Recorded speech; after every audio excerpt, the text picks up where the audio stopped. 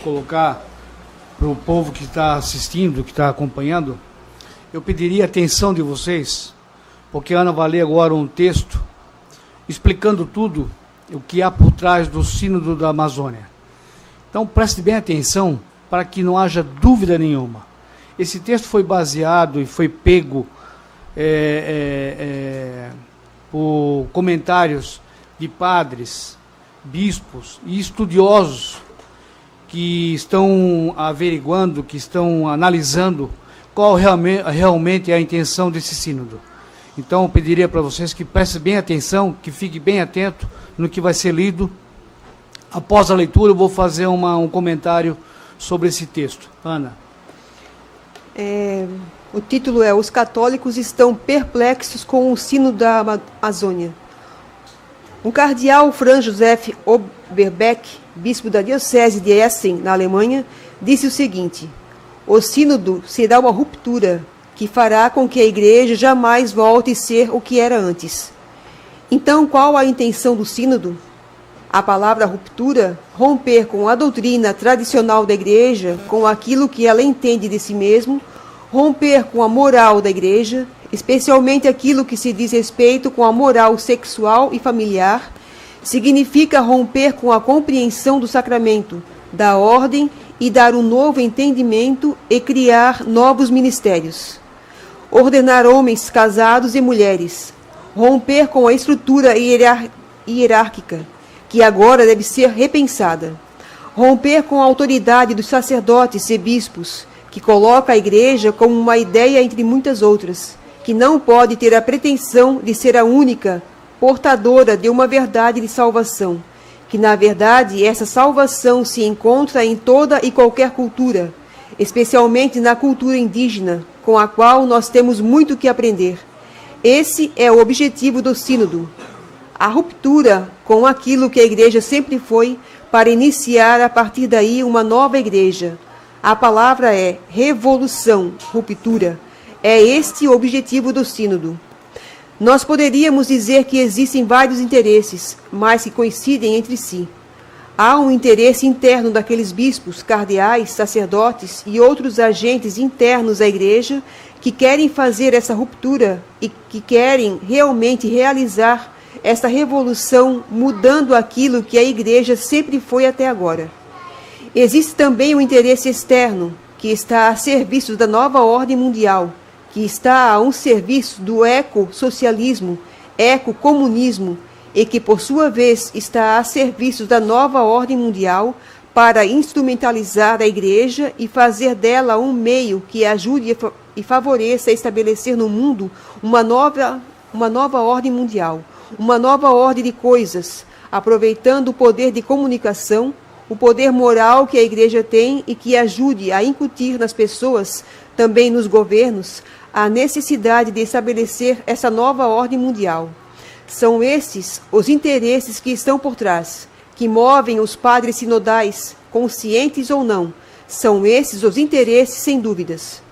Os erros mais grotescos e graves, como disse um grande crítico do sínodo, cardeal Brandmiller, esse documento é herético, é um convite à apostasia, é onde está a heresia aí.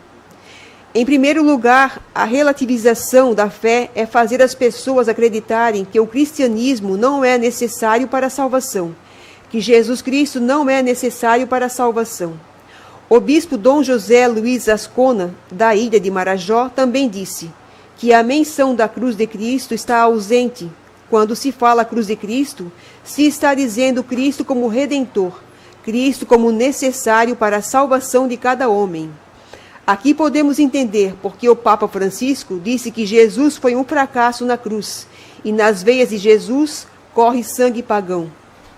Ao contrário, portanto, o sínodo busca relativizar, fazer crer que a doutrina cristã é apenas uma, entre outras, que nós não temos que impô-la, não temos que apresentar aos indígenas, porque Deus já se revelou a eles, e nós temos que aprender com os indígenas as adorações deles, a espiritualidade deles, para que nós possamos contribuir com o equilíbrio ecológico do planeta e assim, esse instrumentum laboris chama-nos uma conversão ecológica, que consistiria em reconhecer essa revelação que Deus teria feito aos indígenas na sua própria cultura e assim assimilar a sua espiritualidade, para que nós possamos também passar por essa conversão ecológica e colaborar para o equilíbrio do planeta. Portanto, é um manifesto completamente pagão, panteísta. Sabem o que significa panteísta? Significa esta confusão entre Criador e criatura. A cosmovisão é a maneira dos índios, esta teologia indigenista, de ver a realidade, de ver o mundo, ela é panteísta, porque eles não têm essa concepção de Deus como transcendente, que está acima da criação, acima das criaturas. E embora sejam as criaturas obras de suas mãos, para a cosmovisão indigenista, Deus e a criação se misturam. Por isso, eles adoram o Deus da floresta, eles adoram o espírito dos rios, o espírito das árvores, adoram o sol, adoram a lua, os crocodilos, os jacarés. Para eles é tudo sagrado. Não tem diferenciação entre criador e criatura. É isto que o sínodo propõe, além de mais outras heresias presentes. Quando diz abertamente que ali deve ser a fonte, a revelação que Deus teria feito aos indígenas, seria a fonte da qual a gente parte para construir essa nova teologia. A heresia nega a unicidade de Jesus como o único Deus e Salvador, além de relativizar a fé, colocar o cristianismo como um entre outros. Também nega a mediação no sentido de redenção única de nosso Senhor Jesus Cristo. Ou nas palavras do padre alemão, um dos teólogos da teologia da libertação, Paulo Suess, ele disse: fora da cultura não há salvação. Isso é uma grande heresia, negando a salvação por meio de Jesus Cristo. E assim há várias outras heresias do ponto de vista da questão da ordem de ordenação de mulheres. Isto é absolutamente impossível de se admitir para o cristianismo católico, porque isso já foi deixado claro pela Igreja. Jesus nunca discriminou ninguém, nunca desmoralizou a mulher. Pelo contrário, deu à mulher o valor e a dignidade que ela merece ter, e com a qual merece ser tratada. Entretanto, não escolheu nenhuma mulher para compor o grupo dos apóstolos, para que receber a ordenação sacerdotal. E não por um homem ser melhor ou pior, é por uma questão da vontade de Deus.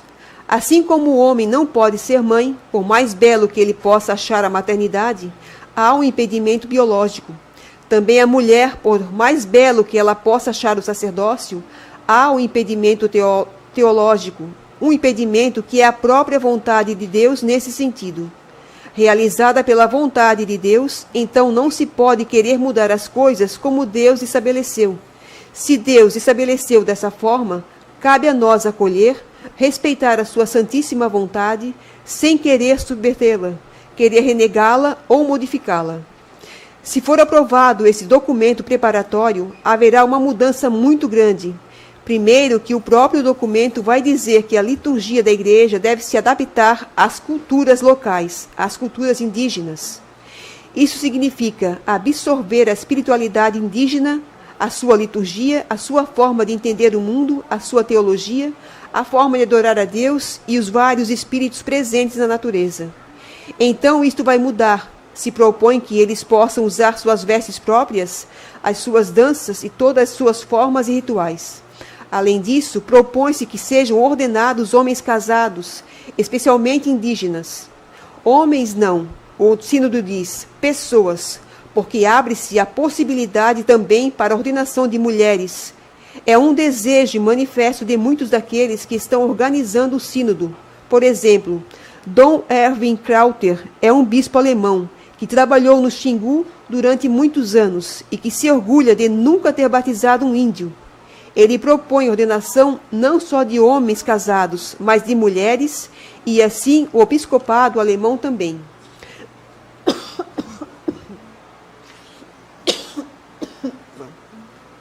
É muita leitura.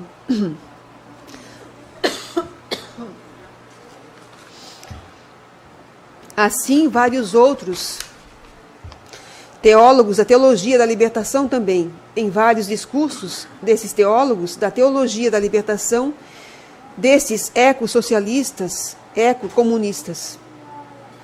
Está proposto também que a matéria seja mudada. Muito fácil imaginar da parte dessas pessoas essas mudanças, porque elas não têm fé eucarística, não têm fé na igreja ao propor no lugar do pão de trigo, colocar então a tapioca, que é feita com farinha de mandioca, propor em vez de usar o vinho, usar outro tipo de bebida fermentada, como cachaça. Enfim, com pretexto de adaptar-se à cultura, porque para eles a matéria é forma. Isso são formalidades da igreja. Isso não é importante. Isso não é necessário fazer assim. Portanto, tudo pode mudar, inclusive o estabelecimento de rituais que invalidariam a missa por completo, porque falta a matéria e a forma. Porque se o pão a ser consagrado não for de trigo, então a matéria é inválida. Se o vinho não for de uva, a matéria é inválida. E para ter a missa precisa ter os dois, além das palavras e rituais, tal como estabelece o missal. Se não for feito desta forma, com a matéria válida e a forma válida, não há missa. Apenas uma celebração ritual qualquer, como fazem as igrejas protestantes. Eles têm o ritual, embora usem o suco de uva. Eles não têm as palavras, porque não têm sacerdotes. E assim poderá acontecer, seja por falta da matéria ou por mudança da fórmula. Então a mudança deixa de ser missa e torna-se apenas uma celebração bem adaptada aos costumes indígenas. A mudança é uma revolução, não uma mudança completa no entendimento e na realização daquilo que a igreja até agora entendeu de si mesma, da sua missão e da sua própria liturgia. Para quem não está por dentro dos acontecimentos da igreja e começa agora a tomar ciência do que tem acontecido no caminho de preparação desse sínodo, vai estranhar uma presença muito grande de teólogos alemães, com interesse muito grande de episcopado alemão e um suporte financeiro bastante grande da Conferência Episcopal Alemã para a realização desse sínodo. Por que eles têm tamanho interesse? A razão é simples.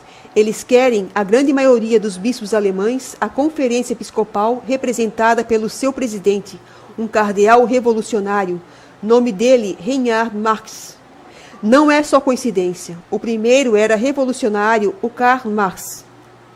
Só que a diferença é que ele não era cristão, era inimigo da igreja declaradamente. Esse é muito pior porque é revolucionário, está dentro da igreja, querendo subverter as estruturas da igreja de Nosso Senhor. Reinhard Marx, há poucos meses atrás, abençoou um ritual para servir como ritual de bênção para pares homossexuais. Ele e vários outros bispos. O episcopado alemão desejam mudar a estrutura hierárquica, a compreensão dos sacramentos e, sobretudo, a doutrina da igreja. Eles querem a ordenação de homens casados, querem a ordenação de mulheres, eles querem a mudança no entendimento da moral sexual para que se aceite os atos homossexuais como algo natural e desejável, para que se aceite também a comunhão para pessoas que vivem em adultério, que vivem amasiadas com homens, com mulheres, com quem quer que seja, que isto não seja critério para poder distribuir a Eucaristia e os demais sacramentos. Eles desejam uma democratização da igreja, querem quebrar essa compreensão hierárquica na administração da igreja, no pastoreio, na administração dos sacramentos e assim por diante. Eles querem uma revolução. E se o sínodo, portanto, propor tudo isso, como está proposto, se o sínodo aprovar tudo isso, como está proposto no Instrumentum Laboris, então eles estarão aplicando a sua igreja particular, ou seja, a igreja na Alemanha, em todo o território alemão. Essas mudanças que eles conseguiram via sínodo da Amazônia, por isso eles têm grande interesse. Alguns alemães, além do Marx, que é o presidente da Conferência Episcopal, o cardeal Walter Kasper, amigo do Papa Francisco, também outro alemão, bispo lá de Essen, na Alemanha, que disse que significará uma ruptura do que a igreja era nunca mais será a mesma. Roosevelt e outro Bolden disse justamente isso. Aqui talvez nas palavras do bispo Josef Bolden a gente possa compreender o interesse do episcopado alemão. Ele vai dizer o seguinte, que se o Papa autorizar a ordenação de homens casados, eles irão reivindicar para a Alemanha a mesma coisa. Então, assim, qualquer coisa que seja mudada ali, eles vão reivindicar o mesmo. Se o sínodo diz que é apenas para a Amazônia, é só para essa região que tem poucos padres, é evidente que não vai ficar assim. Foi dessa forma que eles introduziram na igreja a desgraça da comunhão na mão. Foi pedido para o Papa Paulo VI como experiência para apenas 3 dioceses, uma na Alemanha, outra na Holanda e outra na França. E quando o Papa permitiu aquela experiência, depois de 1 ano avaliou. Ele disse, não vou autorizar. Mas naquele período, daquela experiência, de 1 ano, a comunhão na mão havia se esparramado, mesmo sem autorização do Papa, por várias outras dioceses. Quando o Papa então quis voltar atrás, ele não teve força suficiente. Papa Paulo VI não teve força suficiente para refrear essa desgraça, este ato abominável que é a comunhão na mão, através da qual nosso Senhor é particularmente profanado. A mesma forma eles querem usar para esses outros pontos, seja a ordenação de homens casados ou mulheres, seja então as mudanças litúrgicas, seja a quebra da hierarquia ou outras coisas adiante, o episcopado alemão está na vanguarda. Está ali na dianteira dessas mudanças revolucionárias que querem se aplicar na igreja. É preciso ter a consciência que se trata de uma luta espiritual. Portanto, a luta espiritual se trava de uma maneira espiritual, através da oração e da penitência. Deve-se rezar muito e fazer sacrifícios, pedindo a Deus misericórdia pela sua igreja, pedindo a Deus misericórdia por aqueles que estão promovendo este sínodo, aqueles que estão com má intenção, que possam se converter, que as obras do inimigo sejam desmascaradas e manifestadas e que Deus possa dar àqueles que talvez estejam de boa vontade a graça de enxergar o mal que isso será.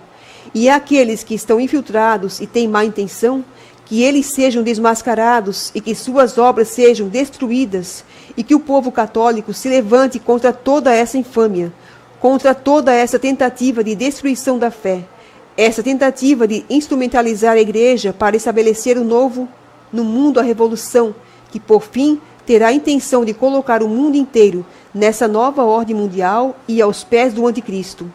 É isso que nós devemos fazer, rezar muito. Depois nos informar. É preciso que as pessoas se informem, estudem a respeito do assunto.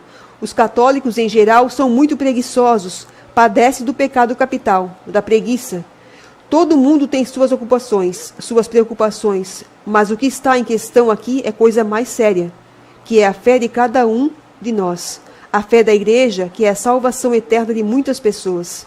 Nós temos que procurar entender o que está acontecendo, a fim de que nós possamos nos posicionar, ajudar a esclarecer a outras pessoas e também para que nós, nem os que estão próximos de nós, não nos deixemos usar como massa de manobra, que nós não nos deixemos industrializar para ajudar a promover essa destruição dentro da igreja. E não devemos financiar também, com nossa contribuição financeira, material, essa destruição, esse ato de apostasia que está sendo planejado e proposto através do Sínodo da Amazônia. O sínodo ainda não aconteceu. É tempo ainda de fazer alguma coisa. É tempo de fazer chegar aos responsáveis o clamor do povo de Deus. O clamor do povo de Deus que não concorda, que não aceita esta revolução e que está disposto a lutar pela igreja, pela verdade. É preciso fazer chegar a eles nesse tempo de redes sociais, de comunicações rápidas. É possível, sim, fazer chegar a eles a indignação, preocupação e a vontade do povo, que é a fidelidade, que é a doutrina católica, tal como foi revelada por nosso Senhor, transmitida pelos apóstolos e guardada pela igreja até agora. Portanto, não aceitamos esta revolução e por isso dizemos não ao sínodo, não a todo esse projeto de apostasia, de destruição da nossa fé. Bom, vocês viram que é uma leitura um pouco grande, né? Mas ficou pouco tempo para fazer o comentário. Mas a única colocação é a seguinte: existem pessoas que ainda questionam e dizem que não acontece nada, que nada mudou. Será mesmo que nada mudou? Será que não acontece nada? Esse sínodo da Amazônia nada mais é do que uma revolução no mundo. É uma nova ordem mundial. É uma maneira de ver uma nova ordem das coisas, mudando tudo que Deus criou. Começando por ideologia de gênero, um absurdo.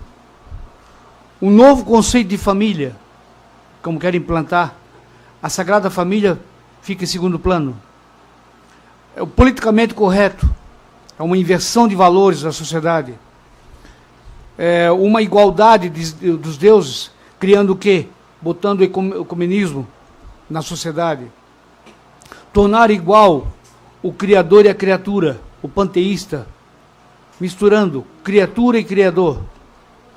E mudar toda a doutrina da igreja, desvalorizando o rito do sacramento e da Igreja Católica.